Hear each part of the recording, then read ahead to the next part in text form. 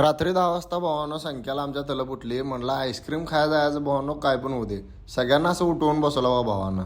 मग काय संध्या परद्या मी आणि संख्या आमचा चाललो की आईस्क्रीम खायला.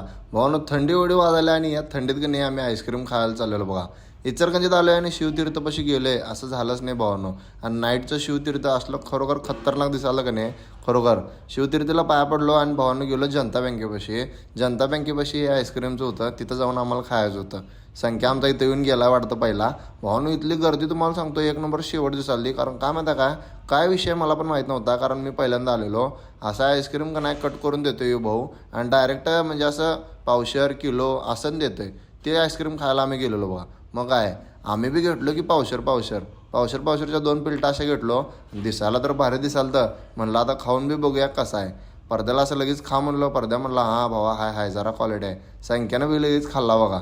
मग काय वेळ आली आपली खायची. मग मी पण खाऊन बघितलो बघा. मी खाल्ल्यावर तुम्हाला सांगतो एकदम क्वालिटी लागाल. संध्या बी आमचा घुमवालता बघा इकडं. पडद्या म्हणालता भावा खरोखर हे क्वालिटी आहे काय पण म्हणा. पडद्या आमचा असं या कुत्र्याला शिकवालता बघा. म्हणला भावा तू काय आईस्क्रीम खाऊ नकोस, कारण तू आधीच थंडी वाजत्या तुला लई, त्यामुळे तू खाऊ नकोस म्हणला. मग काय आईस्क्रीम खाऊन आम्ही आलो घराकडं. चला.